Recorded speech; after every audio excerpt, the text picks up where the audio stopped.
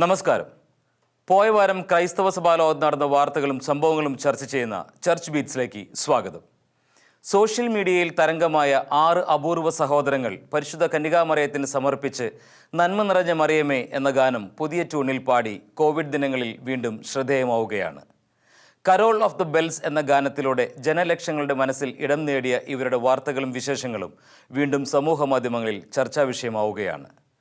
മലയോര മണ്ണിൻ്റെ വന്യപിതാവും ഇടുക്കി രൂപതയുടെ പ്രഥമ മെത്രാനുമായ മാർ മാത്യു ആനിക്കുഴിക്കാട്ടിലിൻ്റെ വേർപാടും പാലാ രൂപത സഹായ മെത്രാൻ മാർ ജേക്കബ് മുരിക്കൻ സന്യാസ ജീവിതത്തിലേക്ക് പ്രവേശിച്ചുവെന്ന വ്യാജ വാർത്തയും അതിനെതിരെ പിതാവ് നടത്തിയ പ്രതികരണവും പോയ വാരത്തിൽ ക്രൈസ്തവ സഭാലോകം ചർച്ച ചെയ്തു. ഇറ്റലിക്ക് സാന്ത്വനവും പ്രാർത്ഥനകളും അറിയിച്ച് ശ്രീലങ്കയിലെ കൊളംബോ അതിരൂപത അധ്യക്ഷൻ കർദിനാൾ മാൽക്കം രഞ്ജിത്തും അമേരിക്കയിൽ ദേശീയ പ്രാർത്ഥനാചരണം നടത്തിയ ഡൊണാൾഡ് ട്രംപിൻ്റെ വാർത്തകളും വിശേഷങ്ങളും പോയ വാരത്തിൽ സമൂഹ മാധ്യമങ്ങളിൽ ഇടം പിടിച്ചിരുന്നു. ഈ വിശേഷങ്ങളൊക്കെയാണ് ഇത്തവണ ചർച്ച് ബീറ്റ്സ് പങ്കുവയ്ക്കുന്നത്. പരിശുദ്ധ കന്യകാമറിയത്തിന് സമർപ്പിച്ച് പ്രാർത്ഥനാ ഗാനവുമായി സോഷ്യൽ മീഡിയ പിടിച്ചടക്കാനൊരുങ്ങി കുട്ടിപ്പാട്ടുകാരായ ജോയ്ഫുൾ 6. അക്കാപ്പെല്ല എന്ന വോക്കൽ ഹാർമണിയിലൂടെ ഏറെ പ്രശസ്തരായ ജോയ്ഫുൾ 6 നന്മ നിറഞ്ഞ മറിയമേ എന്ന പ്രാർത്ഥനാ ഗാനം ആസ്വാദ്യകരമാക്കിയാണ് കോവിഡ് ദിനങ്ങളിൽ ശ്രദ്ധേയമാകുന്നത്. ദാഹിക്കുന്ന എന്നാത്മം ദേവാ നിന്നെ എന്ന ഗാനത്തിന്റെ ട്യൂണിലാണ് നന്മ നിറഞ്ഞ മറിയമേ എന്ന പ്രാർത്ഥനാ ഗാനം ചിട്ടപ്പെടുത്തിയിരിക്കുന്നത്.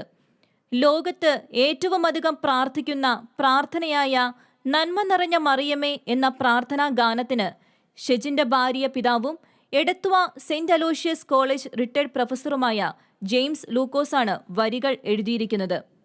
വരും നാളുകളിൽ പരിശുദ്ധ അമ്മയോടൊപ്പം പ്രാർത്ഥിക്കുവാനായി നന്മ നിറഞ്ഞ മറിയമേ എന്ന ഗാനം ഈ ട്യൂണിൽ പാടുന്നത് നല്ലതാണെന്നും ഷെജിൻ തോമസ് പറയുന്നു. ലോകത്ത് ഏറ്റവും അധികം പ്രാർത്ഥിക്കുന്ന ഒരു പ്രാർത്ഥനയാണ് നന്മ നിറഞ്ഞ മറിയമേ സ്വസ്തി എന്നത്. ഇന്ന് ഞങ്ങള് ആ പ്രാർത്ഥന ഒന്ന് ട്രൈ ചെയ്യാൻ പോവാം. ഒരുപക്ഷെ ലോകത്തിലെ ഏറ്റവും അധികം ഇറങ്ങിയിരിക്കുന്ന ഗാനരൂപേണത്തിൽ ഇറങ്ങിയിരിക്കുന്ന ഏറ്റവും അധികം ഇറങ്ങിയിരിക്കുന്ന ഒരു പാട്ട് ഇത് തന്നെയായിരിക്കും. ഈ പാട്ട് ഞങ്ങൾ ട്രൈ ചെയ്യുന്നത് ദാഹിക്കുന്ന എന്നാത്മം ദേവാ നിന്നെ എന്ന പാട്ടിന്റെ അതേ ട്യൂണിലാണ്.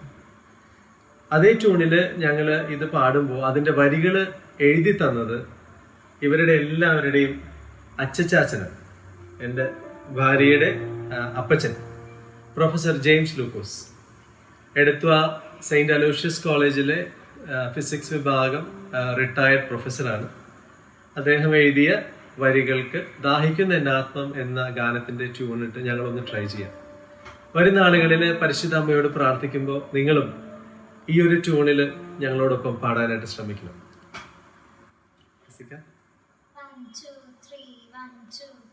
നന്മ നിറഞ്ഞ മറിയമേ സ്വസ്തി, കർത്താവ് നിന്നോട് കൂടെയല്ലോ, സ്ത്രീകളിലേറ്റം അനുഗ്രഹീതേ നിൻ ഉദരഫലവും അനുഗ്രഹീതം. പരിശുദ്ധ മറിയമേ തമ്പുരാന്റെ അമ്മേ, ഈ പാപികൾ ഞങ്ങൾക്കായി നീ ഇപ്പോഴും ഞങ്ങൾ തൻ മരണനേരത്തും തമ്പുരാനോടപേക്ഷിക്കണമേ. ഷെജിൻ സ്മിത ദമ്പതികളുടെ 6 മക്കളിൽ മൂത്തവളായ ജെസീക്കയാണ് പാടുന്നതിനൊപ്പം കീബോർഡ് വായിക്കുന്നത്. ജെസീക്കയുടെ സഹോദരങ്ങളായ ജെസിയ, ജെസെ, ജോഷുവ, ജോവാന എന്നിവർ തങ്ങളുടെ മാതാപിതാക്കൾക്കൊപ്പം പാടുന്നതും ഏറെ മനോഹരമാണ്. 6 മക്കളിൽ ഏറ്റവും ഇളയവനായ ജോഹാനും ഇവരോടൊപ്പം മൂളുന്നതും കൗതുകകരമായ കാഴ്ചയാണ്. ഇവർ നേരത്തെ പുറത്തിറക്കിയ കരോൾ ഓഫ് ദ ബെൽസ് എന്ന ഗാനവും സമൂഹ മാധ്യമങ്ങളിൽ തരംഗമായിരുന്നു. പാട്ടുകൾ പാടുവാനുള്ള പ്രോത്സാഹനവും പിന്തുണയും തങ്ങൾക്ക് നൽകുന്നത് പിതാവ് ഷെജിനും മാതാവ് സ്മിതയുമാണെന്നും ജോയ്ഫുൾ 6 പറയുന്നു. ദൈവകൃപയാൽ ജോയ്ഫുൾ 6 എന്ന യൂട്യൂബ് ചാനലിലൂടെ പാട്ടുപാടി വളരെ കുറഞ്ഞ കാലം കൊണ്ട് ജനലക്ഷങ്ങളുടെ മനസ്സിൽ ഇടം നേടാൻ സാധിച്ചുവെന്നതിൽ തങ്ങൾക്ക് അതിയായ സന്തോഷമുണ്ടെന്നും കുട്ടിപ്പാട്ടുകാർ പറയുന്നു. കോവിഡ് ദിനങ്ങളിൽ 91-ാം സങ്കീർത്തനത്തിൻ്റെ കവചം തീർത്ത് മലങ്കര സഭയുടെ തലവനും പിതാവുമായ മോറാൻ മോർ ബസേലിയോസ് ക്ലീമീസ് കാതോലിക്ക ബാവയും 21 വൈദികരും ഫാദർ സന്തോഷ് അഴകത്തും ഫാദർ ഫിലിപ്പ് തായില്യവും ചേർന്നൊരുക്കിയ സങ്കീർത്തന ഗാനത്തിൽ മലങ്കര സഭയിലെ 4 ബിഷപ്പുമാരും നോർത്തേൺ അറേബ്യയുടെ അപ്പസ്തോലിക് വികാറും പങ്കാളികളായിട്ടുണ്ട്. അവനെന്നെ വിളിക്കും, ഞാനവനുത്തരമരുളും. ഹല്ലേലൂയ. ഞെരുക്കത്തിൽ ഞാനവനാ ബലമേകും. ദീർഘായുസിനാലവനെ ഞാൻ തൃപ്തനതാക്കും.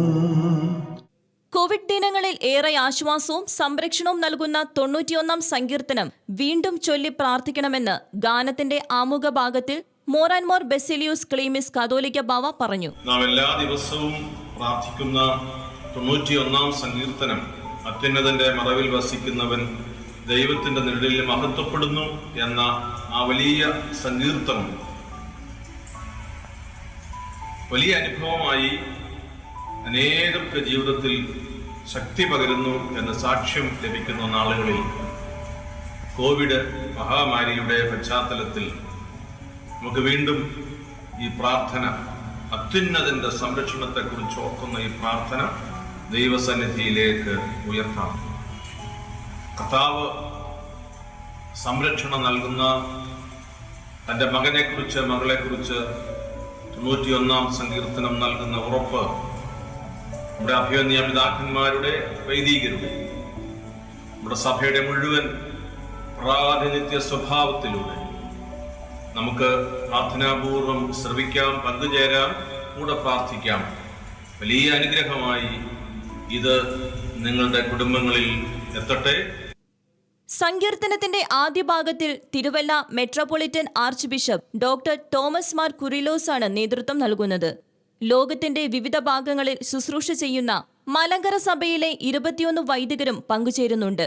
അമേരിക്ക, കാനഡ രൂപതകളുടെ ബിഷപ്പ് ഡോക്ടർ ഫിലിപ്പോസ് മാർ സ്റ്റെഫാനോസ്, തമിഴ്നാട് മാർത്താണ്ഡം രൂപതയുടെ ബിഷപ്പ് ഡോക്ടർ വിൻസെന്റ് മാർ പൗലോസ്, മൂവാറ്റുപുഴ രൂപത bishop doctor Yohannan Mar Theodosius, northern അറേബ്യയുടെ apostolic vicar father Shaji Vazhayil എന്നിവരും 91 സങ്കീർത്തനം ആലപിക്കുന്നത് ശ്രദ്ധേയമാണ്. മലയാളത്തിനു പുറമെ ഇംഗ്ലീഷ്, ഹിന്ദി, തമിഴ്, ഒറിയ ഭാഷകളിലും സങ്കീർത്തനം ആലപിക്കുന്നത് വളരെ മനോഹരവും അർത്ഥവത്തവുമാണ്. വളരെ കുറഞ്ഞ സമയം കൊണ്ട് നിരവധി പേരാണ് ഈ ഗാനം ലൈക്കും ഷെയറും ചെയ്തിരിക്കുന്നത്. മലയോര മണ്ണിന്റെ വന്യപിതാവും ഇടുക്കി രൂപതയുടെ പ്രഥമ മെത്രാനുമായ മാർ മാത്യു ആനിക്കുഴിക്കാട്ടിലിന് കണ്ണീരോടെ വിട നൽകി മലയോര ജനതയും സഭാസമൂഹവും. കോവിഡ്-19 പശ്ചാത്തലത്തിൽ കർശന നിയന്ത്രണങ്ങളോടെയാണ് വാഴത്തോപ്പ് സെന്റ് ജോർജ് കത്തീഡ്രലിൽ മൃതസംസ്കാര ശുശ്രൂഷകൾ നടന്നത്. കോവിഡ് ഭീതിയിൽ കർശന ഉപാധികളോടെയാണ് മൃതസംസ്കാര ശുശ്രൂഷകൾ നടന്നത്. വാഴത്തോപ്പ് സെന്റ് ജോർജ് കത്തീഡ്രൽ ദേവാലയത്തിൽ ആരംഭിച്ച അന്ത്യകർമ്മങ്ങൾക്ക് മേജർ ആർച്ച് ബിഷപ്പ് കർദിനാൾ മാർ ജോർജ് ആലഞ്ചേരി മുഖ്യ കാർമ്മികത്വം വഹിച്ചു. Mar George Madathikandathil, Mar Joseph Kallarangatt, Mar Mathew Arackal, Mar John Nellikunnil എന്നിവർ സഹകാർമ്മികരായി. ആനിക്കുഴിക്കാട്ടിൽ പിതാവിന്റെ ബാച്ചുകാരൻ തന്നെയായ മാർ മാത്യു അറയ്ക്കൽ അനുശോചന സന്ദേശം നൽകി. മൃതസംസ്കാര ശുശ്രൂഷയ്ക്കിടെ Syro Malabar major archbishop കർദിനാൾ മാർ ജോർജ് ആലഞ്ചേരി സങ്കടമടക്കാനാവാതെ വിതുമ്പിയത് സമൂഹ മാധ്യമങ്ങളിൽ ഏറെ വൈറലായിരുന്നു. പള്ളിക്കകത്ത് തയ്യാറാക്കിയിരുന്ന കബറിടം വെഞ്ചിരിക്കുന്നതിനു ശേഷമുള്ള പ്രാർത്ഥന പുരോഗമിക്കുന്നതിനിടെയാണ് പിതാവ് ശബ്ദമിടറി വിതുമ്പി കരഞ്ഞത്. അഭിവന്യ പിതാവേ, ഇതുവരെ ഞങ്ങൾ അങ്ങേ അനുഗമിച്ചു. ഇനി ദൈവത്തിന്റെ മാലാഖമാർ അങ്ങേ അനുഗമിച്ചുകൊള്ളും എന്ന പ്രാർത്ഥന തുടരവേ, അങ്ങയുടെ അധ്വാനങ്ങൾക്കും ക്ലേശങ്ങൾക്കും അങ്ങ് സമർപ്പിച്ചിട്ടുള്ള പരിശുദ്ധ കുർബാനകൾക്കും ദൈവം പ്രതിഫലം നൽകട്ടെ എന്ന് ചൊല്ലിയ സമയത്താണ് പിതാവ് കണ്ണീരടക്കാനാവാതെ വിതുമ്പിയത്. ഏതാനും നിമിഷങ്ങൾക്കു ശേഷം വിങ്ങിയ ഹൃദയവുമായി ദുഃഖമൊതുക്കി അദ്ദേഹം ആശീർവാദം നൽകുകയായിരുന്നു. കോവിഡ് പ്രോട്ടോകോൾ പശ്ചാത്തലത്തിൽ ചുരുക്കം ആളുകൾ മാത്രമാണ് ചടങ്ങുകളിൽ സംബന്ധിച്ചത്. ഷെക്കേന ടെലിവിഷനിലൂടെയും ടെലിവിഷന്റെ യൂട്യൂബ്, ഫേസ്ബുക്ക് പേജിലൂടെയും പതിനായിരങ്ങളാണ് മൃതസംസ്കാര ശുശ്രൂഷകൾക്ക് സാക്ഷ്യം വഹിച്ചത്. പാലാ രൂപത സഹായമെത്രാൻ മാർ ജേക്കബ് മുരിക്കനെതിരെ സമൂഹ മാധ്യമങ്ങളിൽ വ്യാജ വാർത്ത. താൻ സന്യാസ ജീവിതത്തിലേക്ക് പ്രവേശിച്ചു എന്ന രീതിയിൽ പ്രചരിച്ചുകൊണ്ടിരിക്കുന്ന വാർത്ത വ്യാജമാണെന്നും ഇത്തരം കുപ്രചരണങ്ങൾ നടത്തുന്നവർ അതിൽ നിന്ന് പിന്മാറണമെന്നും പാലാ രൂപത സഹായമെത്രാൻ മാർ ജേക്കബ് മുരിക്കൻ സർക്കുലറിലൂടെ വ്യക്തമാക്കിയിരുന്നു. സോഷ്യൽ മീഡിയകളിലൂടെയും ചില ഓൺലൈൻ പത്രങ്ങളിലൂടെയും വാർത്ത പ്രചരിക്കുന്ന സാഹചര്യത്തിലാണ് ഇക്കാര്യത്തിൽ ബിഷപ്പ് വിശദീകരണവുമായി രംഗത്തെത്തിയത്. വർഷങ്ങളായി സന്യാസ ഏകാന്തവാസം നയിക്കണമെന്ന ആഗ്രഹം തനിക്കുണ്ടായിരുന്നു. ആ ആഗ്രഹം രൂപതാധ്യക്ഷൻ മാർ ജോസഫ് കല്ലറങ്ങാട്ട് പിതാവിനോടും മേജർ ആർച്ച് ബിഷപ്പ് കർദിനാൾ മാർ ജോർജ് ആലഞ്ചേരി പിതാവിനോടും താൻ പങ്കുവച്ചിട്ടുള്ളതുമാണ്. എന്നാൽ ഇതുമായി ബന്ധപ്പെട്ട് സോഷ്യൽ മീഡിയയിൽ കൂടി വരുന്ന വാർത്തകൾ വാസ്തവ വിരുദ്ധമാണെന്നും ബിഷപ്പ് വ്യക്തമാക്കി. ഇതുമായി ബന്ധപ്പെട്ട് രൂപതയിലെ ചില വൈദികരുടെ പേരെടുത്തു പറഞ്ഞും രൂപതയിലെ കാര്യങ്ങൾ തെറ്റായി അവതരിപ്പിച്ചും നടത്തുന്ന പ്രചരണങ്ങൾ വേദനാജനകമാണെന്നും ബിഷപ്പ് സർക്കുലറിൽ എടുത്തു പറയുന്നുണ്ട്. ഇത്തരം കുപ്രചരണങ്ങളിൽ നിന്നും ബന്ധപ്പെട്ടവർ പിന്മാറണമെന്ന് ദയവായി അഭ്യർത്ഥിക്കുന്നുവെന്ന് പറഞ്ഞാണ് സർക്കുലർ അവസാനിക്കുന്നത്. താമരശ്ശേരി രൂപതയുടെ മതബോധന കേന്ദ്രവും ചെറുപുഷ്പ മിഷൻ ലീഗും മീഡിയ കമ്മീഷനും സംയുക്തമായി ലോക്ക്ഡൌണിൽ കുട്ടികൾക്കായി നടത്തിയ വാർത്താവതരണ മത്സരം ഏറ്റെടുത്ത് സോഷ്യൽ മീഡിയ. ഇതിൽ 1-ാം സ്ഥാനം കിട്ടിയ കുട്ടികളുടെ വാർത്താവതരണമാണ് ഇപ്പോൾ അനേകരിൽ കൗതുകം സൃഷ്ടിച്ചിരിക്കുന്നത്. ബൈബിൾ സംഭവങ്ങളെ ലോക്ക്ഡൌൺ നാടുകളിലെ സംഭവമായി കണ്ടുകൊണ്ട് വാർത്ത അവതരിപ്പിക്കുക, ഇതായിരുന്നു കുട്ടികൾക്ക് നൽകിയ നിർദ്ദേശം. വളരെ നിസ്സാരമെന്ന് തോന്നാമെങ്കിലും കുട്ടികൾ തങ്ങൾക്ക് കിട്ടിയ ടാസ്ക് ഗൗരവത്തിൽ എടുത്തതോടെ സംഭവം വൈറലായി മാറി. വിശുദ്ധ ബൈബിളിൽ യേശു ബെത്സൈദ കുളക്കരയിൽ രോഗിയെ സുഖപ്പെടുത്തിയ സംഭവം വാർത്തയാക്കി അവതരിപ്പിച്ച താമരശ്ശേരി രൂപതയിലെ കുട്ടി അവതാരകരുടെ വീഡിയോയാണ് വൈറലായി മാറിയിരിക്കുന്നത്.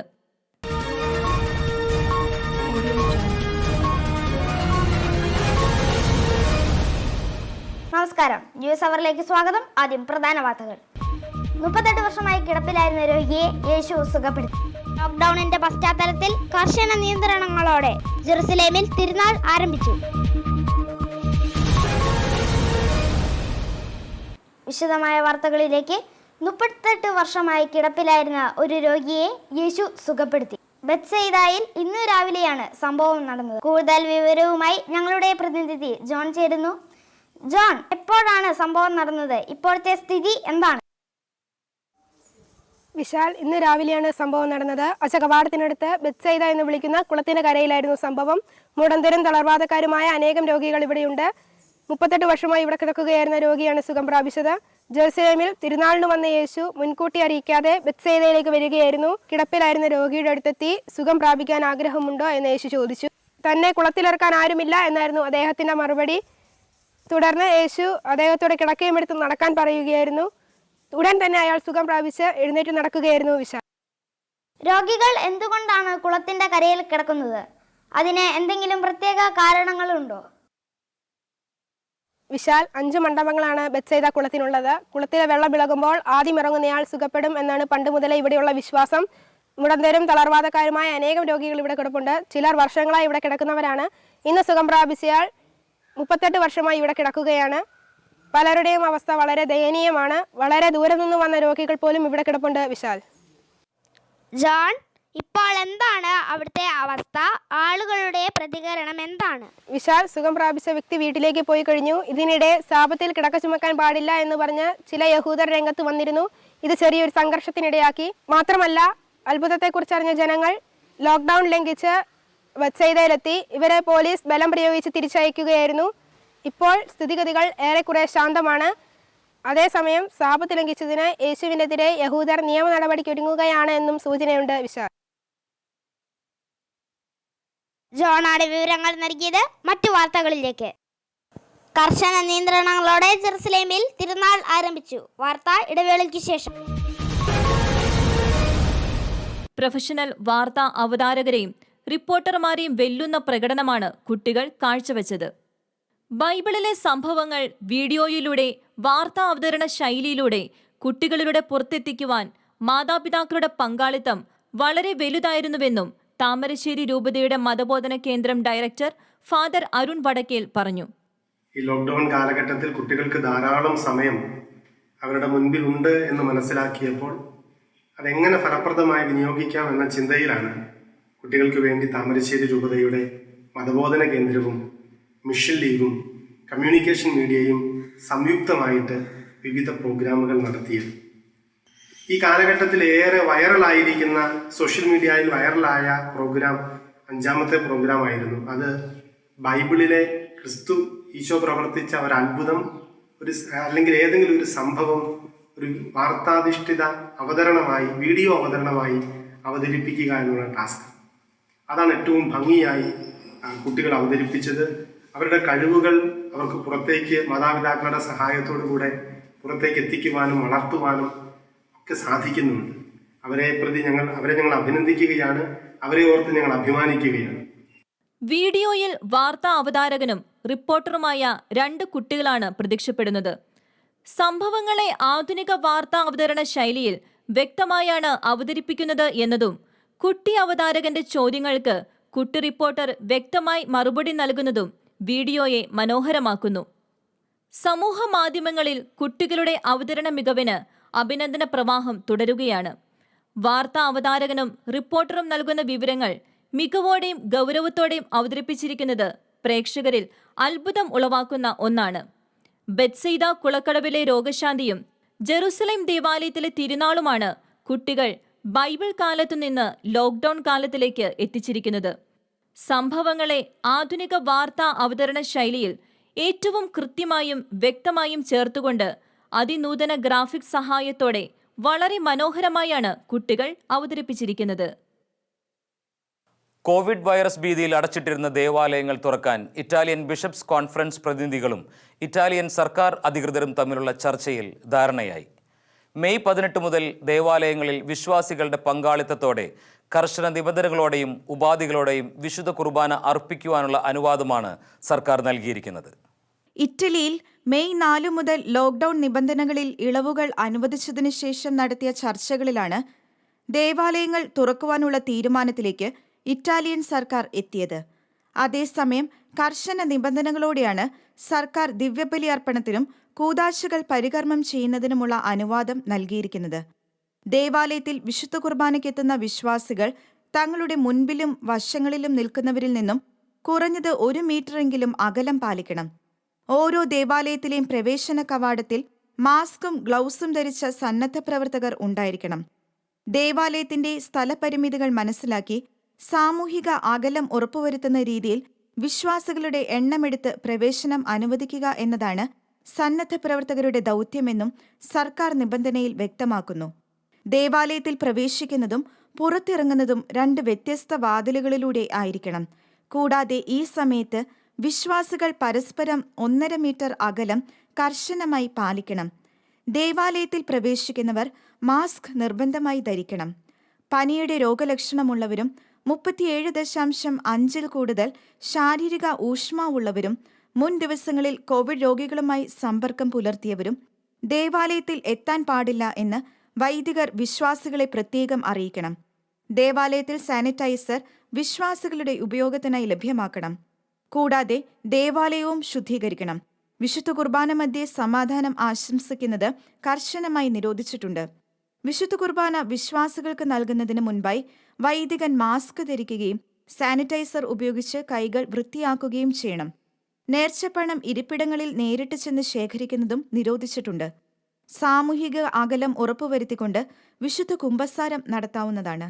വിവാഹം, മാമോദീസ, മൃതസംസ്കാര ശുശ്രൂഷകൾക്കും ഈ നിയമം ബാധകമാണ്. സാധിക്കുന്നതും തുറന്ന സ്ഥലത്ത് പ്രാർത്ഥനാ ശുശ്രൂഷകൾ നടത്തുവാൻ ശ്രദ്ധിക്കണം. ലോകമെമ്പാടുമുള്ള മാധ്യമ പ്രവർത്തകരെ ദിവ്യബലിയിൽ പ്രത്യേകം സമർപ്പിച്ച് പ്രാർത്ഥിച്ച് ഫ്രാൻസിസ് പാപ്പ. സാന്താ മാർത്ത ചാപ്പലിൽ അർപ്പിച്ച ദിവ്യബലി മധ്യയാണ് സ്ത്രീ പുരുഷന്മാരായ ആഗോള മാധ്യമ പ്രവർത്തകർക്ക് വേണ്ടി പാപ്പ പ്രത്യേകം പ്രാർത്ഥന നടത്തിയത്. ലോക ജനതയെ വിവരസാങ്കേതികതയാൽ നിറയ്ക്കുകയും അവർക്കായി വാർത്തകൾ മെനഞ്ഞെടുക്കുകയും ചെയ്യുന്നവർ അവ സത്യസന്ധമായി കൈമാറുന്നതിനു വേണ്ടി പ്രാർത്ഥിക്കാമെന്ന് പാപ്പ ദിവ്യബലിക്ക് ആമുഖമായി ആഹ്വാനം ചെയ്തു. മാധ്യമപ്രവർത്തകരായ സ്ത്രീ പുരുഷന്മാർക്ക് വേണ്ടി ഒരുമിച്ച് പ്രാർത്ഥിക്കാമെന്നും മഹാമാരിക്കിടെ അവർ അക്ഷീണം ഒത്തിരി അധ്വാനിക്കുന്നുണ്ടെന്നും പാപ്പ വ്യക്തമാക്കി. ഈ കോവിഡ് കാലത്തെ മാധ്യമപ്രവർത്തനം ഏറെ ശ്രമകരവും അപകടകരവുമാണെന്നും പാപ്പ കൂട്ടിച്ചേർത്തു. സത്യം ആശയവിനിമയം ചെയ്യുവാനുള്ള ഉത്തരവാദിത്വത്തിൽ ദൈവം മാധ്യമപ്രവർത്തകരെ സഹായിക്കട്ടെ എന്ന പാപ്പയുടെ ട്വീറ്റ് ഏറെ ശ്രദ്ധിക്കപ്പെട്ടിരുന്നു. ഇംഗ്ലീഷ് ഉൾപ്പെടെ 9 ഭാഷകളിൽ പാപ്പയുടെ സന്ദേശം പങ്കുവയ്ക്കപ്പെട്ടു എന്നതും ശ്രദ്ധേയമാണ്. കോവിഡ് മഹാമാരി ഏറ്റവും നാശം വിതച്ച രാജ്യങ്ങളിൽ ഒന്നായ ഇറ്റലിക്ക് സാന്ത്വനവും പ്രാർത്ഥനകളും അറിയിച്ച് ശ്രീലങ്കയിലെ കൊളംബോ അതിരൂപത അധ്യക്ഷൻ കർദിനാൾ മാൽക്കം രഞ്ജിത്ത്. പ്രാർത്ഥന, ഐക്യദാർഢ്യം, സാമീപ്യം എന്നിവ ഉറപ്പു നൽകിക്കൊണ്ട് തങ്ങൾ ഇറ്റലിയോടൊപ്പം നിലകൊള്ളുന്നുവെന്ന് അദ്ദേഹം തന്റെ സന്ദേശത്തിൽ വ്യക്തമാക്കി. ആത്മീയമായും ധാർമ്മികമായും ദുരിതമനുഭവിക്കുന്ന ശ്രീലങ്കൻ ജനത ഇറ്റലിയുമായി ബന്ധപ്പെട്ടിരിക്കുന്നുവെന്നും ശ്രീലങ്കയിൽ നിന്നും ജോലിക്കായി എത്തിയവരെ വിശ്വസിച്ച എല്ലാ ഇറ്റാലിയൻ കുടുംബങ്ങളെയും അനുസ്മരിക്കുന്നുവെന്നും കർദിനാൾ പറഞ്ഞു. കോവിഡ്-19 മഹാമാരിയിൽ നിന്നും വിമുക്തമാകാൻ ഇറ്റലിക്ക് വേണ്ടി താൻ പ്രാർത്ഥിക്കുന്നുവെന്നും അദ്ദേഹം വ്യക്തമാക്കി. E soprattutto i nostri amici in Italia, avendo saputo della grande tragedia che ha afflitto il nostro amato popolo italiano. Italy Sri Lanka രാജ്യങ്ങൾ തമ്മിൽ അടുത്ത ബന്ധങ്ങൾ സൃഷ്ടിക്കപ്പെട്ടിരിക്കുന്നുവെന്ന് അനുസ്മരിച്ച കർദിനാൾ ഇറ്റലിയിൽ വീടുകളിൽ ജോലി ചെയ്യുകയും രോഗികളെയും പ്രായമായവരെയും പരിചരിക്കുന്ന ശ്രീലങ്കൻ തൊഴിലാളികളുടെ സാന്നിധ്യത്തിന് അദ്ദേഹം നന്ദി പറയുകയും ചെയ്തു. കോവിഡ്-19 പശ്ചാത്തലത്തിൽ അമേരിക്കയിൽ നടന്ന ദേശീയ പ്രാർത്ഥനാചരണം ശ്രദ്ധേയമായി. വൈറ്റ് ഹൗസിലെ റോസ് ഗാർഡനിൽ നടന്ന പ്രാർത്ഥനാ ദിനാചരണത്തിൽ പ്രസിഡന്റ് ഡൊണാൾഡ് ട്രംപ്, പ്രഥമ വനിത Melania Trump, vice president Mike Pence എന്നിവർ പങ്കെടുത്തു. ആത്മീയ ഐക്യത്തോടെ ശക്തിയും ആശ്വാസവും ധൈര്യവും പ്രത്യാശയും രോഗശാന്തിയും ലഭിക്കുന്നതിന് ദൈവത്തോട് പ്രാർത്ഥിക്കുവാൻ എല്ലാ അമേരിക്കക്കാരോടും ട്രംപ് ആഹ്വാനം ചെയ്തു. അതികഠിനമായ സാഹചര്യത്തിലൂടെ രാജ്യം കടന്നു പോകുമ്പോൾ പ്രിയപ്പെട്ടവരുടെ വേർപാടിൽ ദുഃഖിക്കുന്നവർക്ക് വേണ്ടി പ്രാർത്ഥിക്കുന്നതായും ട്രംപ് പറഞ്ഞു. കോവിഡിനെതിരെയുള്ള പോരാട്ടത്തിൽ ഡോക്ടർമാർ, നഴ്സുമാർ, ശാസ്ത്ര ഗവേഷകർ, വിവിധ മേഖലകളിൽ സേവനം ചെയ്യുന്ന എല്ലാവർക്കും വേണ്ടിയും പ്രാർത്ഥിക്കുന്നതായും ട്രംപ് കൂട്ടിച്ചേർത്തു. We pray for the doctors, the nurses, and first responders waging war against the invisible enemy. We pray for the scientists and researchers pioneer treatments, that they find therapies and vaccines, and that they find them soon. വെല്ലുവിളി നേരിടുന്ന ഈ സമയങ്ങളിൽ നമ്മുടെ ആളുകൾ എല്ലായ്പ്പോഴും വിശ്വാസത്തിലും പ്രാർത്ഥനയുടെ ശക്തിയിലും ദൈവത്തിന്റെ നിത്യമഹത്വത്തിലും ശരണം വെക്കണമെന്നും ട്രംപ് തന്റെ പ്രാർത്ഥനാ സന്ദേശത്തിൽ വ്യക്തമാക്കി. കോവിഡ്-19 പശ്ചാത്തലത്തിൽ മാർച്ച് 15 ഞായറാഴ്ച അമേരിക്കയിൽ ദേശീയ പ്രാർത്ഥനാ ദിനമായി ആചരിച്ചത് ജനശ്രദ്ധ പിടിച്ചുപറ്റിയിരുന്നു. ഈ റിപ്പോർട്ടോടെ ഈ ആഴ്ചത്തെ ചർച്ച് ബീറ്റ്സ് പൂർണ്ണമാവുകയാണ്. ഇനി ക്രൈസ്തവ സഭാലോകത്തെ വാർത്തകളും വിശേഷങ്ങളുമായി അടുത്തയാഴ്ച ഇതേ ദിവസം ഇതേ സമയം കാണാം. നന്ദി, നമസ്കാരം.